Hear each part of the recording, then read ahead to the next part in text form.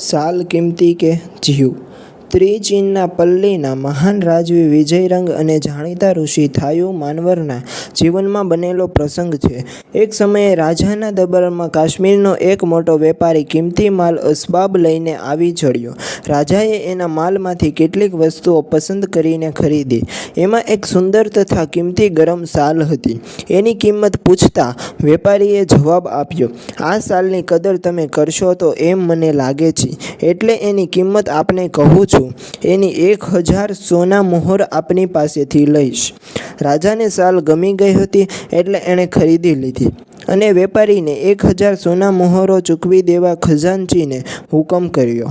બરાબર આ જ સમયે ઋષિ થાયુ માનવર ત્યાં આવી પહોંચ્યા. આ ઋષિ માટે રાજાને અજોડ પ્રેમ અને શ્રદ્ધા હતા.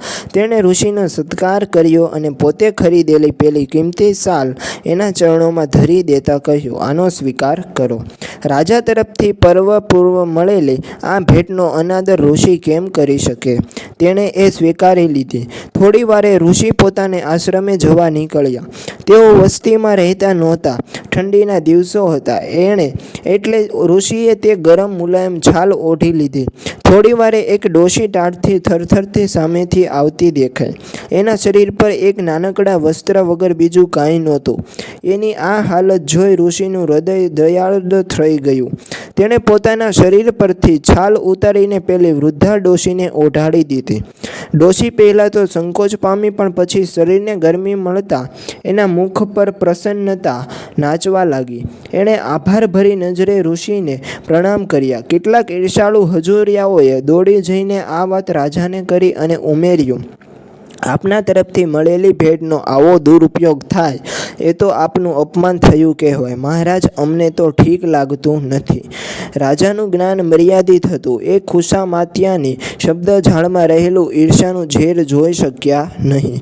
પોતાની કિંમતી ભેટના અપમાનથી એને ખૂબ લાગી આવ્યું. રાજા વાજા અને વાંદરા એ ક્યારે બગડી બેસે, ક્યારે શું કરે એ કહેવાય નહીં. રાજા ગુસ્સાથી લાલચોળ થઈ ગયા અને સિપાહીને હુકમ કર્યો, "એ ઋષિને હમણાં જ મારી સામે હાજર કરો. આનાકાની કરે તો બળજબરીથી પકડી લાવો." ઋષિ તો શાંતિથી પોતાના આશ્રમમાં બેઠા હતા. ત્યાં સિપાહીઓએ આવી રાજાની આજ્ઞા સંભળાવી. થોડીવાર રહીને આવું તો ઋષિએ પૂછ્યું, "ના, હમણાં જ અમારી સાથે જ ચાલો. રાજા બહુ ગુસ્સામાં છે અને હમણાં જ બોલાવે છે." સિપાહીઓનો આવો જવાબ સાંભળી ઋષિ સમજી ગયા કે મામલો ગંભીર હોવો જોઈએ.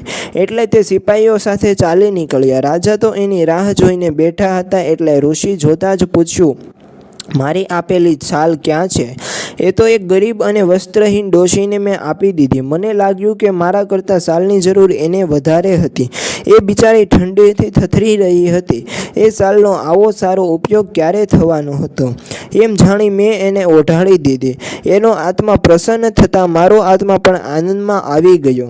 દરેક શરીરમાં પ્રભુનો વાસ છે એવી મારી માન્યતા હોવાથી મેં એ દુઃખી ડોશીને પવિત્ર પરમાત્માનું સ્વરૂપ સમજી તેને એ છાલ આપી દીધી. આ કાર્ય આપને ગુનો લાગતું હોય તો એની સજા ભોગવવા માટે હું તૈયાર છું."